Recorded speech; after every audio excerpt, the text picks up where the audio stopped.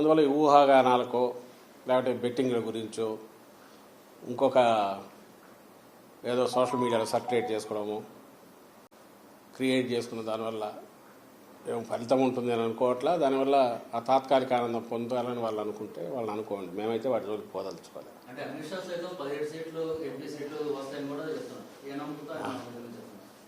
బహుశా బీజేపీ వాళ్ళు ఎవరు మాట్లాడినా ఇంక్లూడింగ్ ఆయన అమిత్ షా గారితో సహా ఈ మనది 4th ఫేజ్లో జరిగింది, 7 phases. వాళ్ళకి అక్కడ నార్త్లో ఏదో ఇదవుతుంది అనేది ఊహాగానాలు నడుస్తున్న నేపథ్యంలో మాకు సౌత్లో బ్యాలెన్స్ అవుతుందని చెప్పుకోవడానికి లేదా అక్కడ ఓటర్లను ఇంప్రెస్ చేయడానికి ఆ ప్రచారం చేసుకుంటున్నారేమో నాకు తెలియదు. కానీ ఎందుకంటే బ్యాలెట్ బాక్స్లో ఈవీఎంలో అన్నీ నిక్షిప్తమైనాక ఇంకా దాని గురించి ఊహాగానాలతో ఇప్పుడు అవసరమేముంది. ఆయన ఆ మాట అంటున్నాడంటే బహుశా ఈ 3 phases మీద దాని ఇన్ఫ్లుయెన్స్ ఉంటుందని ఆయన కానీ ప్రధాని కానీ అనుకుంటుండొచ్చు, లేదా ఆ పార్టీ నాయకులు అనుకోవచ్చు.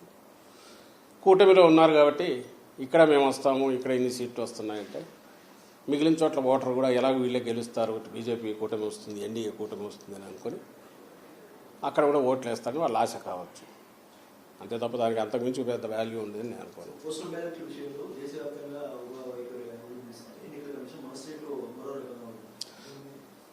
దాని మీదనే రిప్రజెంట్ చేశాం. ఎప్పుడు లేనిది ఈసారి టీడీపీ వాళ్ళు పోస్టల్ బ్యాలెట్ అనగానే ఉద్యోగులంతా జగన్మోహన్ రెడ్డి గారికి వ్యతిరేకము, లేదా వైఎస్ఆర్సీపీ వ్యతిరేకం, వాళ్ళు కాకులు లెక్కలు వేసుకొని ఉద్యోగులు అనేవాళ్ళు ఈ సమాజంలో భాగము, వాళ్ళు అట్టడుగు వర్గాల నుంచి వచ్చింటారు, వాళ్ళ కుటుంబాలకు సంబంధించిన వాళ్ళు, స్నేహితులు, బంధువులు, వాళ్ళు వ్యవసాయదారులు, లేదా ప్రభుత్వం నుంచి బెనిఫిట్స్ పొందుతున్న వాళ్ళు, అన్నీ ఈ సొసైటీలో పార్ట్గా ఒక ఉద్యోగి అయినా ఈ రియాక్ట్ అవుతాడు తప్ప ఉద్యోగి అనేది క్లాస్ కాదు, అది ఒక క్యాస్ట్ కాదు.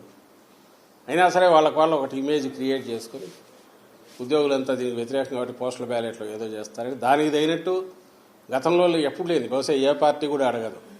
ఆ బ్యాలెట్ అనేది ఉంటే చాలు, మిగిలిన ఏది అక్కర్లేదంటూ కూడా ఈ మధ్య రిప్రజెంటేషన్ ఇచ్చినట్టున్నారు ఆ ఆశతో. కానీ అది చల్లదు. యాక్చువల్ 19లో అట్లా చూసుకుంటే నాకు గుర్తుండి మా గుంటూరులోనే 6,000 7,000 postal ballot out right cover మీద నంబర్ లేదని రిజెక్ట్ చేసినట్టు నాకు గుర్తు, సీరియల్ నెంబర్ లేదని అట్లా కూడా చేశారు. ఈసారి ఏమో ఏది వద్దని వాళ్ళే అడుగుతున్నారు. ఈసీఐ ఏ గైడ్ లైన్స్ ఇచ్చినా దేశం అంతా ఎట్టుంటే అట్లా ఫాలో అయితే సరిపోతుంది. మాకైతే దాని మీద ఎలాంటి ప్రత్యేకమైన కోరిక లేదు. అయితే దేశం అంతా ఉన్నది ఇక్కడ ఫాలో కమ్మంటున్నాం. ఇక్కడ ఏదో వేరే డిఫరెంట్గా ఉన్నది, దాని మీద రిప్రజెంటేషన్ కూడా ఇచ్చాం. అది తీసి, ఎందుకంటే that కాంట్రావిన్స్ the spirit of ECI ఇచ్చిన దాన్ని కాబట్టి దాన్ని తీసేయమని అడిగాము. అట్లా చేయకుండా ఉంటే బాగుండేది. మరి ఎందుకు చేశారో వాళ్ళే ఈసీఐ చెప్పాలి.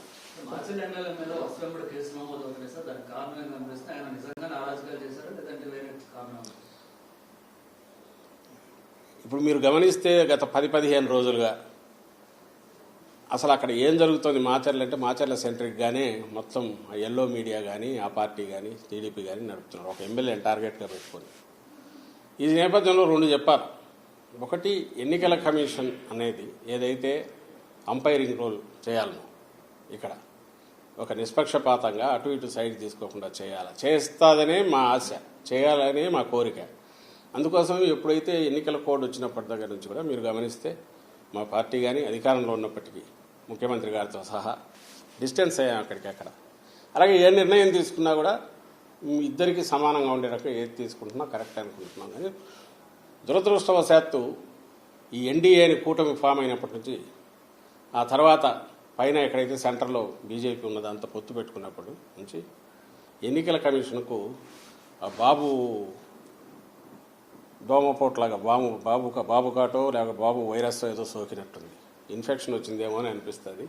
అది ఎంతవరకు పోయిందంటే ముందు అనుమానంగా ఉండేది, ఇప్పుడు నిజమని కూడా అనిపించే రకంగా ఎన్నికల కమిషన్ వ్యవహరిస్తున్న తీరు. ఇప్పుడు ఆల్ ప్రాక్టికల్ పర్పసెస్ ప్రభుత్వాన్ని ఎవరు నడుపుతున్నారంటే ఎన్నికల కమిషన్ నడుపుతోంది, ఆంధ్రప్రదేశ్ ప్రభుత్వాన్ని కాదు, ఎక్కడైనా సరే. అది ఎంత జోక్యం చేసుకుంటోంది ఇప్పుడంటే, ఇప్పుడు మీరన్న ఈ కేసుకు సంబంధించి మాచర్ల కేసులో కూడా అది కనిపిస్తుంది. అక్కడ ఆ రోజు ఈవీఎం జరిగిన సంఘటన ఏదైతే ఉందో దాని మీద మీరు పోవడానికి అసలు వీడియో ఎక్కడి నుంచి వచ్చింది దాన్ని లేదు. అలాంటి వీడియోలు మిగిలినవి ఎందుకు రిలీజ్ చేయాలంటే వాటిని రిలీజ్ చేయరు ఎలక్షన్ కమిషన్. నువ్వు నిష్పక్షపాతంగా వ్యవహరిస్తున్నావు అంటే ఎక్కడెక్కడ ఈవీఎంలు డ్యామేజ్ అయినా ఉన్నాయో అవన్నీ బయట పెట్టాలి. బయట పెడుతూ దానికి ముందు తర్వాత జరిగినవి ప్రెమిసెస్లో ఏం జరిగిందో కూడా బయటకు రావాలి. అది ఎందుకు చేయట్లా? ప్లస్ ఆ వీడియో బయటకు వచ్చింది ఎట్లా వచ్చింది? వీడియో బయటకు వచ్చిందంటే మాకు తెలియదు సంబంధం లేదనడం కాకుండా ఇమ్మీడియట్ సీరియస్ కేసు పెట్టాలా లేదా? కేవలం ఎన్నికల కమిషన్ ఆధ్వర్యంలో ఉంది కాబట్టి మిమ్మల్ని అడుగుతాం. ప్రభుత్వం ఆధ్వర్యంలో ఉంటే మమ్మల్ని ఎట్లయితే అడుగుతారు అడిగేవాళ్ళు, ఇప్పుడు ఎన్నికల కమిషన్ ఆధ్వర్యంలో అన్ని వ్యవహారాలు నడుస్తున్నాయి కాబట్టి ఎన్నికల కమిషన్ అడుగుతాం. అడిగాం, సమాధానం లేదు. అదే మాచర్ల కాన్స్టిట్యున్సీలో ఇంకా 5-6 చోట్ల ఈవీఎంలు డ్యామేజ్ అయ్యాయి అన్నారు. మరి అవన్నీ ఎందుకు బయటకు ఫీడ్ రిలీజ్ చేయట్లే?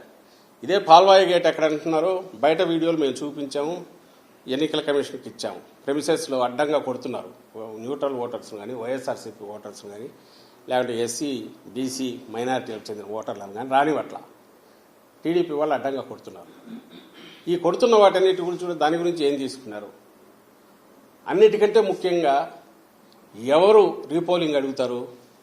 బాధితుడు అడుగుతాడు. ఎందుకు టీడీపీ అడగట్లా? ఎందుకంటే వాళ్ళు కంఫర్టబుల్గా ఉంది కాబట్టి, గుద్దుకున్నారు కాబట్టి, అడ్డంగా వేసుకున్నారు కాబట్టి, రిగ్ చేసుకున్నారు కాబట్టి వాళ్ళు అడగట్లా. అఫెక్ట్ అయినారు కాబట్టి మా వాళ్ళు అడుగుతున్నారు. దానికి ఆన్సర్ ఇవ్వాలంటే నువ్వు అన్ని వైపులో చూస్తే తప్ప ఆన్సర్ ఇవ్వలేనప్పుడు ఏకపక్షంగా పోయి కేసు పెట్టి దాని మీద ఇంటీరియం బెయిల్ తెచ్చుకొని అంతవరకు ఎన్నికలు అయ్యేంతవరకు కూడా ఏ యాక్షన్ తీసుకోవద్దని కోర్టు నుంచి తెచ్చుకుంటే, కోర్టును కూడా మోసం చేసే రకంగా కోర్టు డైరెక్షన్ వచ్చిన తర్వాత పాత కేసులు తీసి దాంట్లో మళ్ళీ ముద్దాయిగా పెట్టి 307 పెట్టి ఓ సిఐ 10 రోజులు ఎక్కడి నిద్రపోతున్నాడండి వాడు సిఐ? అతనికి అప్పుడే దెబ్బ తగిలింటే అప్పుడే కదా కేసు ఇది కావాలి. 307 ఇప్పుడు ఎట్లా చూసి పెడుతుంది? అది పెట్టి అది కూడా ఇప్పుడు కోర్టుది వచ్చిన తర్వాత మళ్ళీ 3 కేసులు ఉంటాయి అంటే వస్తే అరెస్ట్ చేయాలని ఈరోజు దాంట్లో కూడా ఇచ్చినట్టుంది. మళ్ళీ పెడతారో తెలియదు ఇంకొన్ని కేసుల్లో. ఈ విచ్ హంటింగ్ కానీ లేదంటే విండిక్టివ్ కక్ష సాధింపుతో కానీ ఎన్నికల కమిషన్ పోవాల్సిన అవసరం ఏమొచ్చింది? దానికి ఎన్నికల కమిషన్ పరిధిలో పనిచేస్తున్న ఇప్పుడు పోలీసు యంత్రాంగం ఎందుకు పోతుంది? ప్రజలు ఆలోచించాలి దీని గురించి. ఇంతకంటే క్లాసిక్ కేసు ఎక్కడైనా ఉంటుందో మేము వేగ్గానే అట్లా. రెండవది ఆ సిఐ తరఫున ఒక అనాథరైజ్డ్ ప్రైవేటు ఒక అడ్వకేట్ లాయర్ వచ్చేసి తను రిప్రజెంట్ చేస్తాడు గవర్నమెంట్ దీని నుంచి. ఎవరు పర్మిషన్ ఇచ్చారు? ఎట్లా వచ్చాడు తెలియదు. అసలు ఎంతవరకు పోతున్నారంటే బెయిల్ ఇచ్చిన తర్వాత అతను నర్సరావుపేటకు వస్తే అక్కడే కోర్టు గైడ్లైన్స్ కూడా చెప్పింది, నర్సరావుపేటలో ఉండు, కిందికి పోవద్దని.